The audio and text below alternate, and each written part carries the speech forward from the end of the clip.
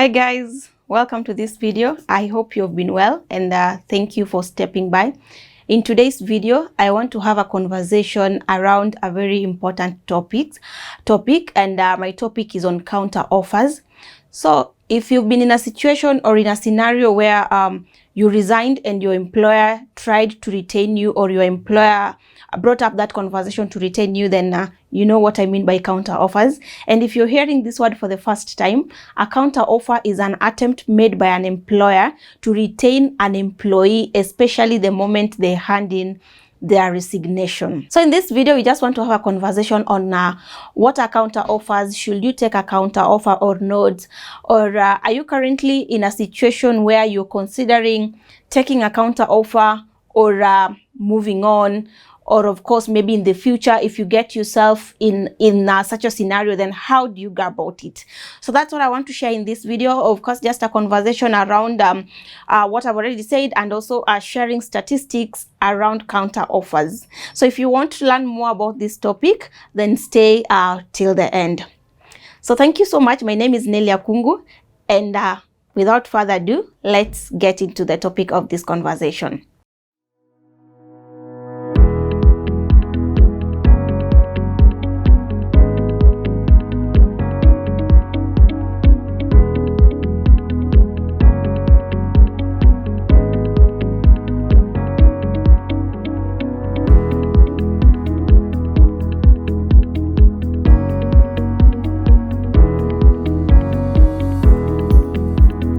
So as I already said, that counter offers is an attempt that an employer makes, especially at the point when you hand in a resignation, to retain you. So again, the question is, why would an employer want to retain you at the moment that you hand in your resignation? What has been happening all that time? And again, why have you arrived at a decision that you've actually resigned? So to begin with is, why would an employer want to retain you, and why would an employer want to give you a counter offer? Number one, we understand that the cost of hiring is quite expensive, and by retaining an employee who is already knowledgeable about the organization, the employer is able to avoid the cost of recruitment and another cost of training a new hire.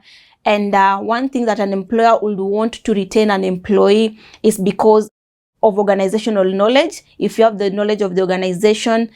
Another most important thing is that the talent market is quite competitive, and probably good organizations who already know the importance of keeping talent will not want to lose their talents.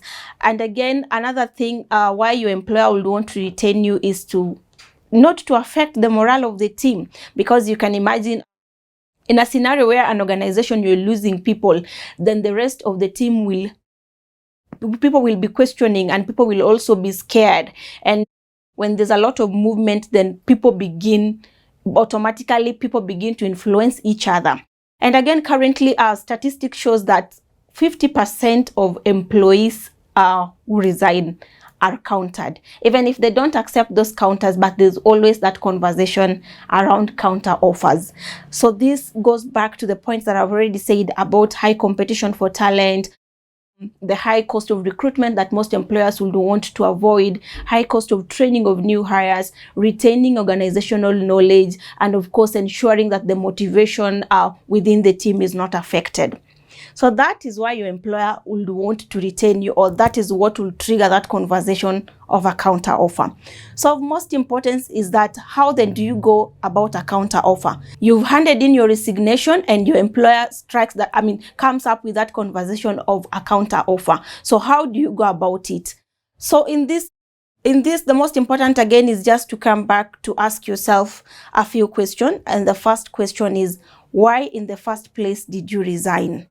Because you find that statistics also show that 50 to 80% of employees who resign actually leave their jobs after 6 to 12 months. So you resign today, you're counted, and after 6 to 12 months, you're already out of that organization. And again, also 50% go back to the market, or rather become active just after 60 days. 60 days is 2 months. 60 days is 2 months. So you find then sometimes a counter offer is a temporary fix for a permanent problem. So that's why it's quite important that you actually understand why did you resign. So some of the reasons that could make someone to resign is, number one, if you are having an incompatible relationship with your line manager or your supervisor. If the organizational culture is quite toxic, sometimes you can resign, of course, due to unfavorable working condition. Another reason that can make someone resign, maybe because of a personal issue. Let's say you're going to take a job with less responsibility for personal reasons. So guys, you realize these reasons that I've already mentioned. And another one, of course, if you want the pay to go high, if you want more money. So apart from maybe the need for more money, the other reasons that I've already given, you realize that there are things that you may not have control over. So in the case you resign after asking yourself why you resigned or why you looked for that job in the first place. In a case you resign because of a toxic culture, incompatible relationship with your boss, maybe unfavorable working conditions. If you take a counter offer and these things do not change, then unfortunately you may be in the 50% who become active after 2 months. And if you take a counter offer because you've been given more money and probably the money that you wanted, then you may stay. Because again, also looking at it factually, sometimes and most of the time, an organization may not just change a whole culture or a whole system just because of one employee. So if you're resigning because of a toxic culture, then this culture doesn't change maybe after 2 months, after 6 months, then you risk falling in that statistic of 50% who look for jobs or who become active within 30 days. So the first point is that it is very important before you accept any counter offer to ask yourself why in the first place did you resign. And well, if you resign because of more money and you're given the money that you needed, then there are higher chances that you'll stay in the organization. Then secondly, another question that you also need to ask yourself is what is your future in that organization? Because I find it sometimes when you resign, of course, when you resign and maybe you accept a counter, there's that fear that an employee would have of being looked at as I would say a flight risk, or being looked at as somebody who is not loyal. Because of course now it is your employer has known that you're already outside there looking for a job, and you may feel that your loyalty can be questioned. So again, you need to be very sure of how will your life in the organization look like. After resigning and taking a counter offer, how will your life in the organization look like? How will your co-workers view you? How will your manager view you? How will your employer view you?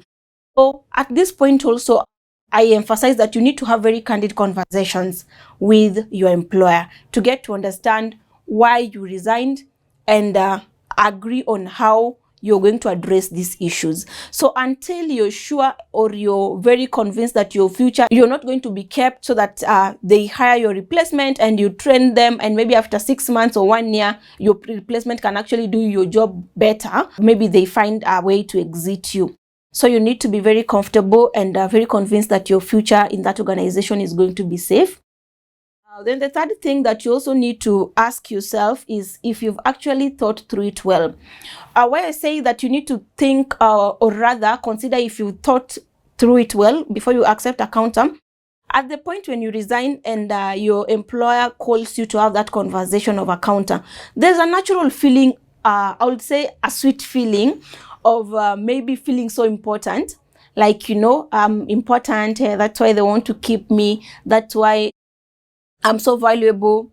And maybe if your job is one of those critical skills or those rare skills in the market that any employer would really want to retain. So with that feeling of sweetness, with that feeling of importance, yes, you may make a decision to stay, but at this point you really need to make a very sober decision, free from feelings, free from emotions. In a best scenario, you should not give your answer instantly. Take 1, 2, or 3 days, think through it. You can consult your close friends or people can really advise you well. So again, you don't take a counter offer and after a month or so, you begin to regret it. So you really need to think through it. You really need to think through it well and be convinced that you've thought through it thoroughly before you take a counter offer. And another big question is, why now?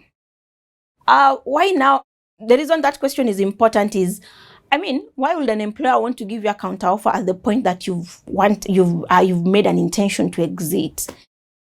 So you get stories of people who've been maybe looking for promotion for the longest time, having conversations about their salary reviews or alignment of their roles, but these things never come to fruition until somebody resigns. So again, you begin questioning yourself, like, have they begin to see your value at the point of exit? So again, you need to have a very brutally honest conversation with your employer, so that by the time you are accepting a counter or you're declining a counter, you've actually spoken your truth, freed your heart of everything maybe that you're having in terms of, I've been looking for promotion for quite a long time. Now that I'm resigning, you want to give me more money and promote me. Is it that it is now that my value for the role that I've been so much wanting has been seen? So you also need to really understand why now, and again, where does your employer put you? Where does your employer put your skills? So it is quite important that before you take a counter offer, you really understand that. Then the last question that you also need to get clearly is, what about the other organization? Why I'm adding this point is that you need to research about that other organization, because again, also sometimes people become so emotional maybe they've been given more money, in this new job, but again, it's sometimes you find maybe it could just be coming from the frying pan to the fire. So again, you need to ask, what about that other organization? Is it any better? So that you also don't come from a place that is worse to a place that is worst. You really need to understand this other organization. Sometimes you find maybe people leaving employers and after some time they want to come back. So before you get to that level, I highly recommend that you research extensively about the new employer, the new organization in terms of values, culture, working condition, just to get and to understand these things. Guys, may really not come out during an interview process, because an interview process is a selling point for both parties, both the employer and the employee. So really, no one really wants to show their dirty linen. So these are things that you really can't see at the time of the interview. So it is upon you to really understand that other organization, to be sure that you're not coming from a culture that was not making you comfortable to somewhere that is going to even make your life worse.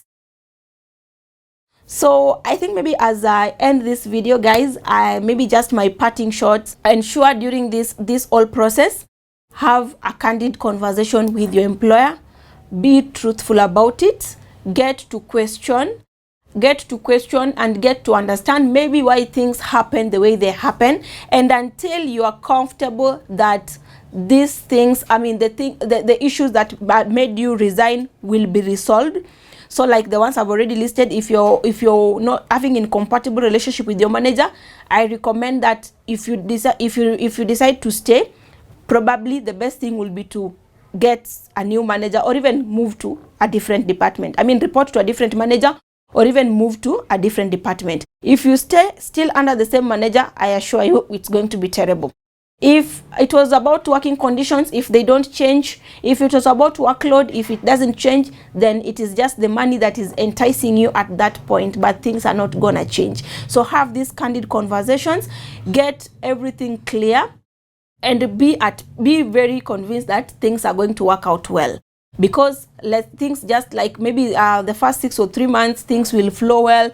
Then again, after that, things just go back to normal, and you're going to be part of that 50% who are going to be active after 60 days. And another thing, please consider also the non-monetary benefits that maybe your current employer can be able to offer. If you're not having a flexible work arrangement, and maybe they promise to give you a flexible work arrangement, if that will be good for you, well and good. So I know usually the focus is more on the money that you're being added, but please, I highly recommend that you consider I highly recommend that you consider other non-monetary or rather non-financial benefits. It is very, very important, so you're able to feel the difference after accepting a counter offer. And most importantly, I think it's even important to agree with your boss on, if your boss gives, if you see, it's like you're having a conversation, you've said the things you want, they've said maybe the things that they want. So it's even important that you have timelines and just documented timelines on the agreement. This is what I want, this is what we also want. Then document it, have timelines, and agree on the time that you're going to review. So I know you're all waiting for me to say do not accept counter offers or accept counter offers. No, it was a conversation which I was actually just sharing what my view is. And what stands out is that if you decide to take a counter offer, please make sure it is very clear and you're very comfortable. If the things that had made you resign are not going to change, are beyond your control, please don't accept a counter offer. It could just be a good time to move or to take a new challenge.